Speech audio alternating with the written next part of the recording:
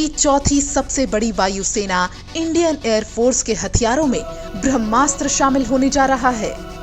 इस हथियार का नाम है राफेल फाइटर जेट। राफेल का हिंदी में मतलब है आग का गोला।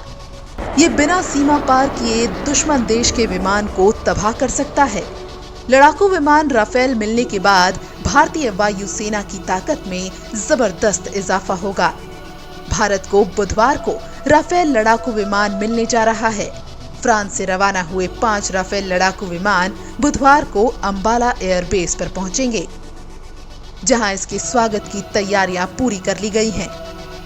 इससे पहले भारत की ओर आते हुए इन फाइटर प्लेन्स में संयुक्त अरब अमीरात के अल दाफरा एयरबेस में फ्रांसीसी वायुसेना के रिफ्यूलिंग टैंकर से ईंधन भरा गया। एयर टू एयर रिफ्यूलिंग के तहत हवा में ही विमानों में ईंधन भरा गया। राफेल की डील में वायुसेना के एयर कॉमरेड हिलाल अहमद रथर की अहम भूमिका रही है। एयर कॉमरेड हिलाल अहमद अभी फ्रांस में हैं और भारतीय वायुसेना के एयर अटैच के रूप में तैनात हैं। यानी फ्रांस में भारतीय वायुसेना की अगुवाई वही करते हैं, जिन्हें लगातार फ्रांस में भारत के राजदूत के साथ देखा भी जाता रहा है। भारत और फ्रांस के संयुक्त युद्धाभ्यास गरुड़ 6 के बाद तत्कालीन vice air chief RKS Bhadauria ने दुश्मनों को सुखोई और राफेल की घातक प्रहार क्षमता को लेकर चिताया था। तब भदौरिया ने कहा था कि सुखोई और राफेल एक बार साथ में ऑपरेट करना शुरू कर दें तो फिर किसी भी दुश्मन के लिए ये घातक कॉम्बिनेशन होगा। साल 2016 में राफेल जेट के लिए फ्रांस से हुई बातचीत में RKS भदौरिया भारतीय टीम के हेड थे। राफेल विमान Meteor air to air missile से सुसज्जित होगा, जिसकी मारक क्षमता 150 किलोमीटर है। Meteor air to air missile Ambala पहुंच चुका है। चीन पाकिस्तान के पास ये क्षमता नहीं है।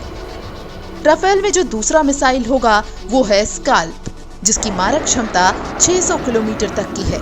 चीन के साथ विवाद के बीच भारत ने हैमर मिसाइल को भी इमरजेंसी के तौर पर राफेल के लिए खरीदने का फैसला किया है। वहीं ये फ्रांस से भारत को मिलने वाली पहली खेप है। साल 2021 के अंत तक सभी यानी 36 राफेल विमान भारत को मिल जाएंगे।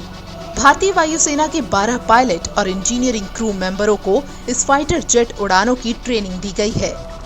दसॉ ने मैन्युफैक्चरिंग के बाद इन्हें भारत को सौंप दिया था, लेकिन जेट्स को फ्रांस में पायलट्स और टेक्नीशियंस की ट्रेनिंग के लिए अभी वहीं रखा गया था। पिछले साल अक्टूबर में भारत के रक्षा मंत्री राजनाथ सिंह फ्रांस गए थे और वहां उन्होंने राफेल विमानों की पूजा की थी और एक जेट की सवारी भी की थी। वहीं अब ये राफेल भारत की ताकत बढ़ाने के लिए तैयार हैं।